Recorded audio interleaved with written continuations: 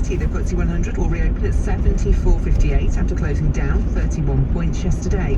The pound buys $1.34 and €1.19. The weather, cloudy with outbreaks of rain across the south and southeast. A few showers in northern parts of the UK to start. Drier later with sunny spells. A high of 9 Celsius. From Global's newsroom, I'm Holly Harris. It doesn't matter which energy supplier you're with. Everyone's feeling the pressure right now. And if you're struggling with your energy bills, the British Gas Energy Trust is here with independent financial advice and support. We've supported over 500,000 people since 2004. So whoever supplies your energy, if you need to talk, we're here for you. British Gas, here to solve. Search British Gas Energy Trust, subject to eligibility.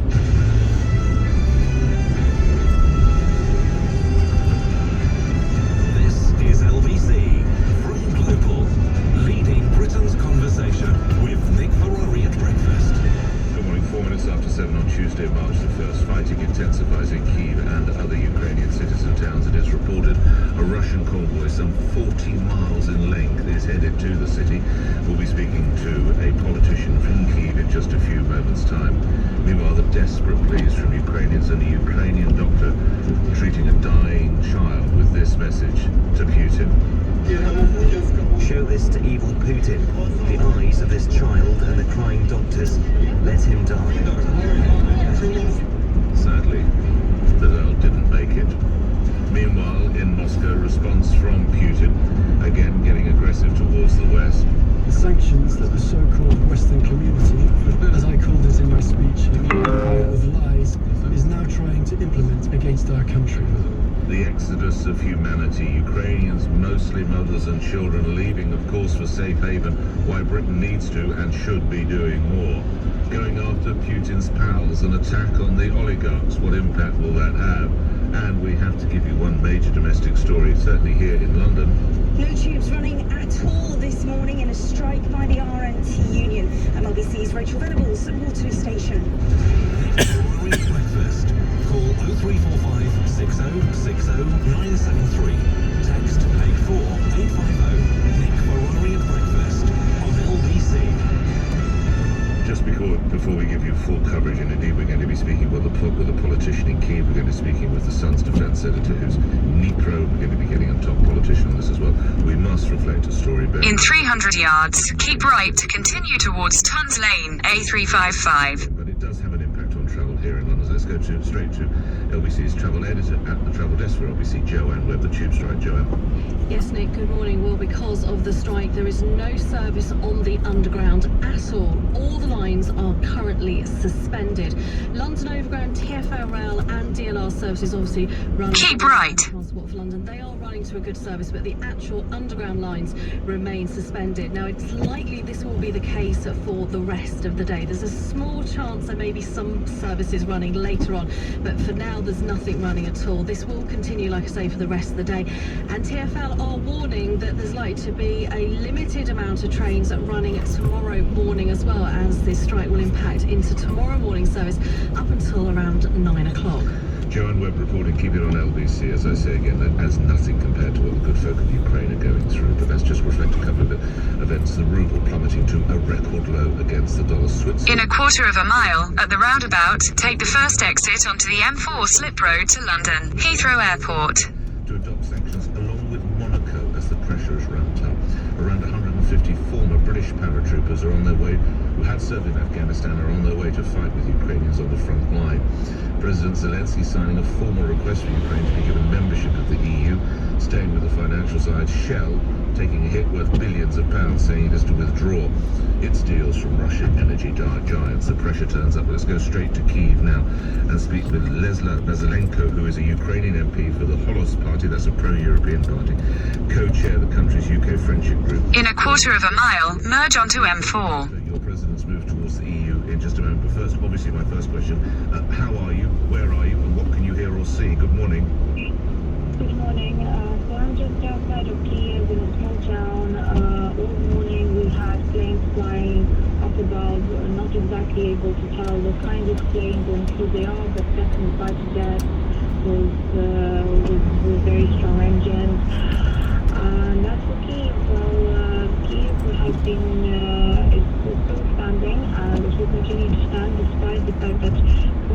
just ordered an encirclement of Kiev, so we have literally a column of Russian tanks moving in towards Kiev. How frightened do you feel for your safety and those of any family you might have? Of course, the fear is there. It would be a lie to say that it's not. The fear is there in all Ukrainians, but this fear for our lives and for the very existence of our country is what drives us, what pushes us on, and what makes us get up every morning, look up at the sky, say thank you for the fact that we are still alive and still standing in an independent Ukraine, and fight back and push back on the Russian forces advancing. How would you describe your emotions, Lesia? Are you angry? Are you defiant? Are you bewildered? Are you upset? What word might you use? All of them, really. I mean, you don't just choose one. It's a mix of emotions. It's a cocktail. I think I will serve this cocktail to the people who live through it and who live in it. I mean, the things that the Russians are doing right now are disgusting. They are targeting civilians. They are shooting at residential blocks and residential areas. They are getting women and children to board buses in the pretense that it's an evacuation from their town, and then they hold them hostages and as live targets in the warfare which they lead.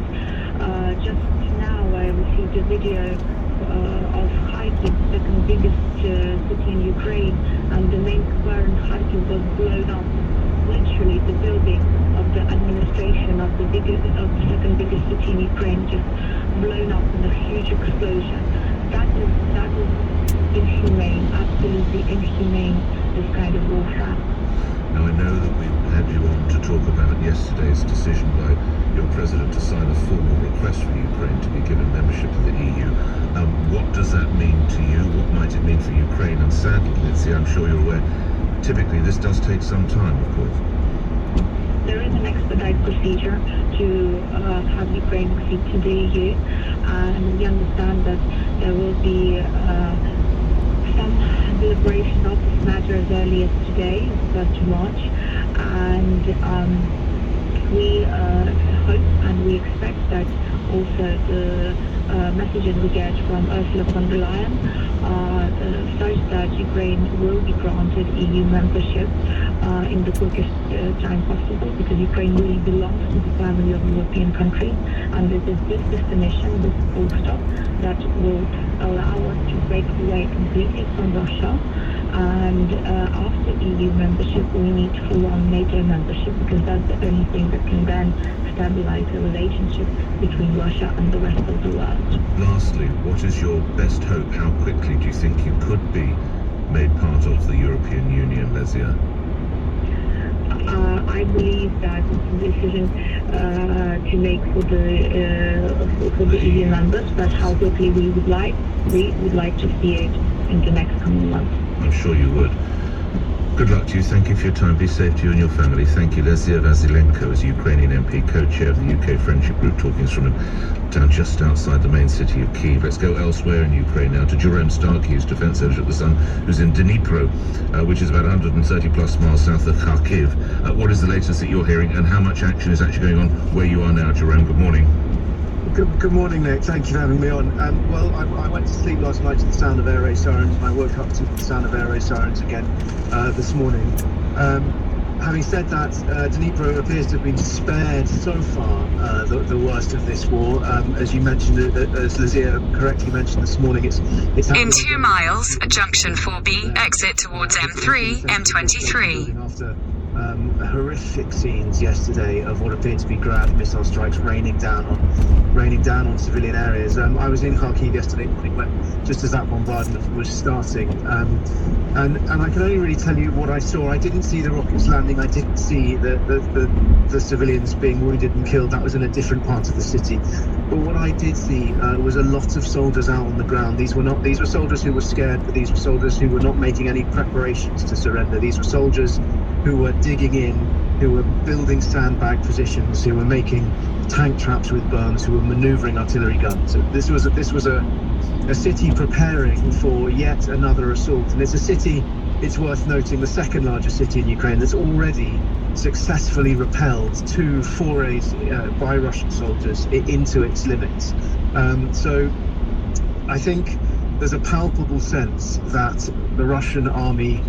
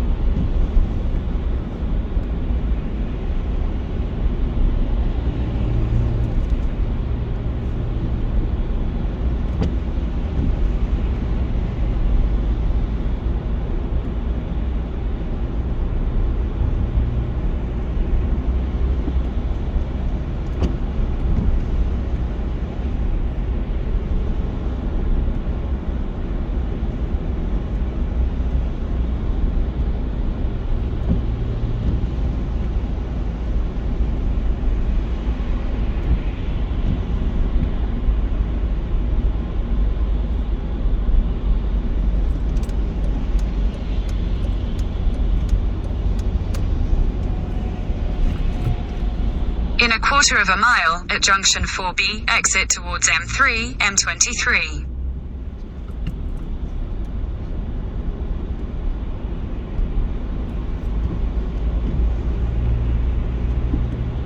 Exit at junction 4B, then keep right at the fork.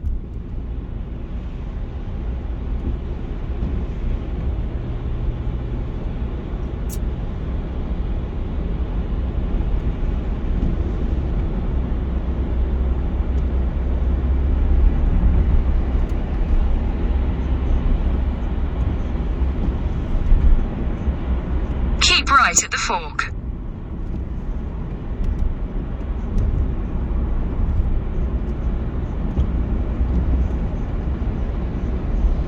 Continue on M25 south for 1.5 miles. In being willing to use it, that we must fear that the setbacks his military have seen over these first 6 days may now see some more of his military objectives achieved, and we must stand with Ukraine.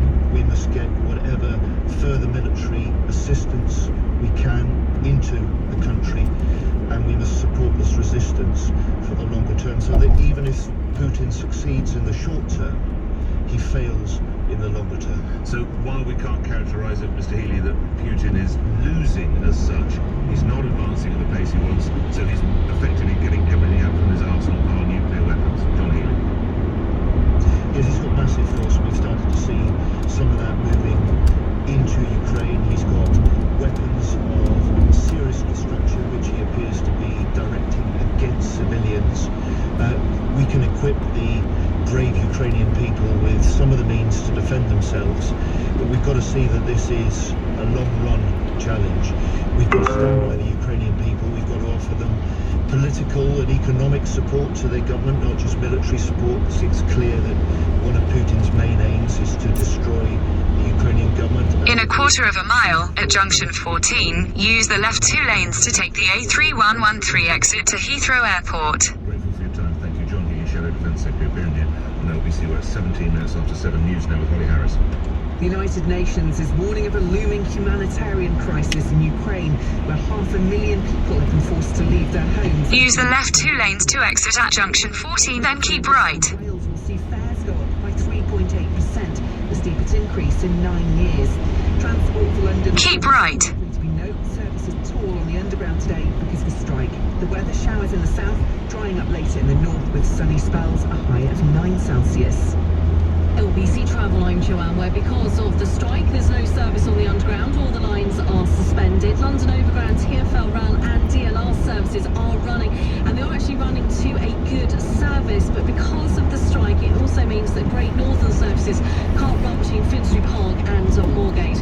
Now on the roads, in a quarter of a mile at the roundabout, take the first exit onto Airport Way, A3113. lanes open on the A12 southbound at Wanstead because of those emergency repair works, and there are queues on the A1 Archway Road northbound up to Highgate. A bus has broken down at the Muswell Hill Road, and only one lane is open, so it's very slow on the approach. This is LBC. Oh, I'm sorry, we can't offer those massages right now. A reflexologist at Jamie's Wellbeing Centre is relocating. They need to hire an extra pair of hands to ease the pressure. But we hope to take bookings again soon. Indeed can help them find great people fast. I need Indeed. Indeed you do. Add essential questions to your job post that help screen applicants for must-have requirements. To start hiring, visit indeed.com/try today. Call Nick Ferrari now. 0345 6060 973 LBC. A squeezing across the chest. A feeling of unease. That sense something's not right. It can be easy to dismiss the early signs of a heart attack, but it's never too early to call. In a quarter of a mile at the roundabout, take the second exit onto Southern Perimeter Road. When your tenants have a burst pipe, superheroes crashing through the walls, it can help anyone. With Direct Line landlord emergency added to your policy, we're on next to send a rather super plumber in 4 hours and guarantee they'll use the doorbell. We can also assemble locksmiths, glaziers, electricians and drainage engineers. Search Direct Line landlord emergency. We're on it. Direct Line. Residential properties. Optional add-on up to 1,500 per caller. Extreme weather conditions may extend response time. Underwritten by UK Insurance Limited. With experience behind you, the hardest things become simple. It's why Exit the roundabout onto Southern Perimeter Road. Sterling Ackroyd can sell or let your property for an outstanding price. Our unique knowledge means In 300 yards, at Western Perimeter Road roundabout, take the second exit and stay on Southern Perimeter Road.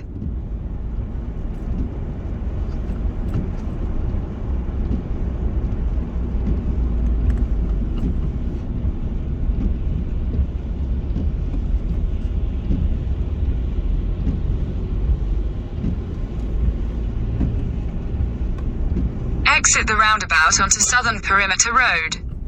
Continue on Southern Perimeter Road for 1.5 miles.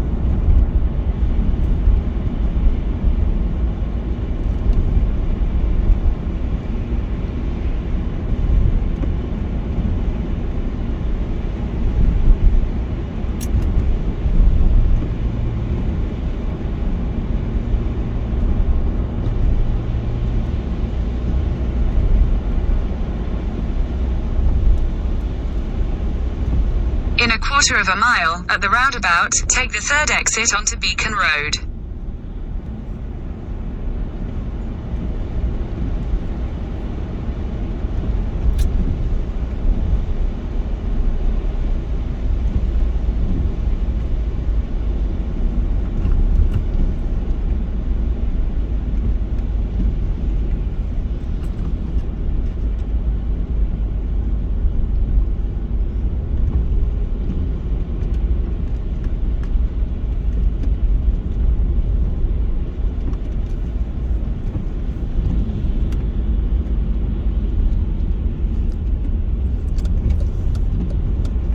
Exit the roundabout onto Beacon Road.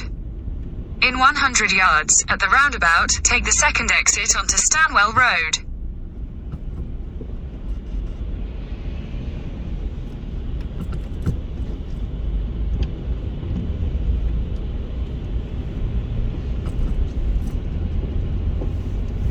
Exit the roundabout onto Stanwell Road. In a quarter of a mile, turn right onto Great Southwest Road, A30.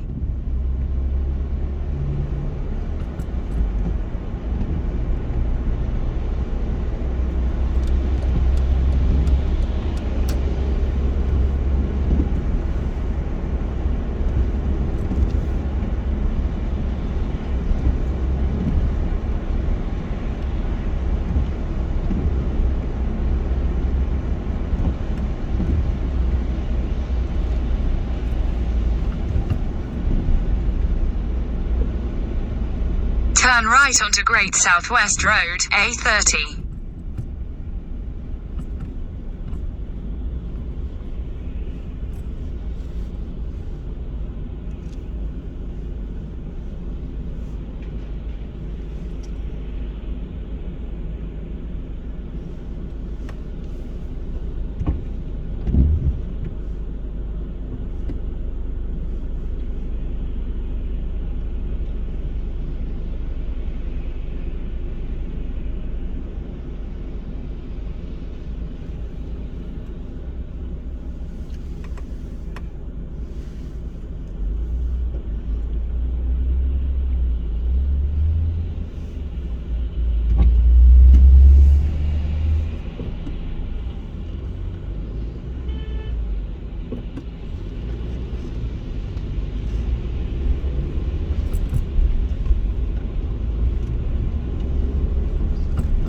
In a quarter of a mile, at Clockhouse Roundabout, take the first exit onto Staines Road, A315. In 200 yards, turn right onto Hatton Road.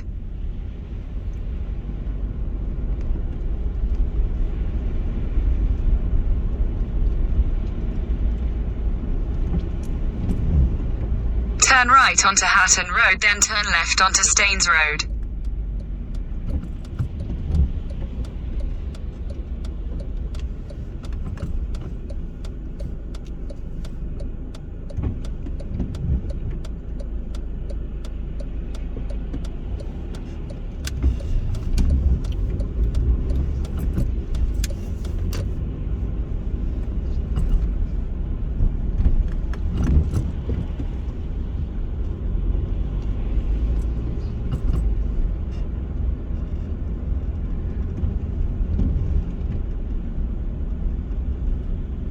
Turn left onto Staines Road, A315.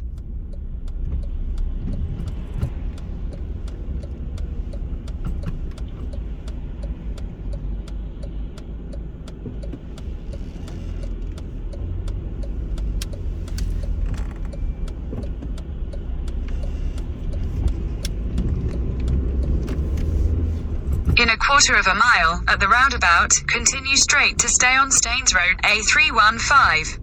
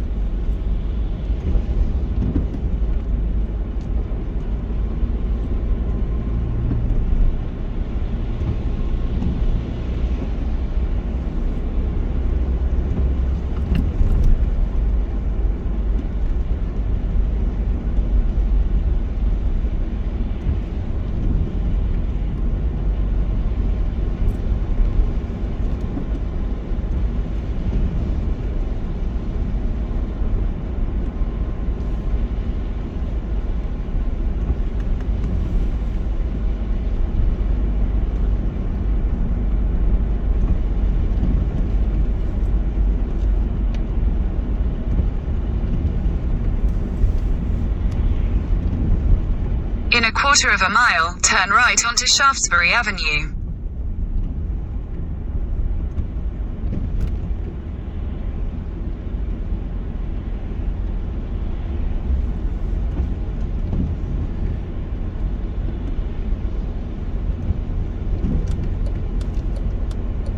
Take the next right onto Shaftesbury Avenue, then turn left onto Roslin Avenue.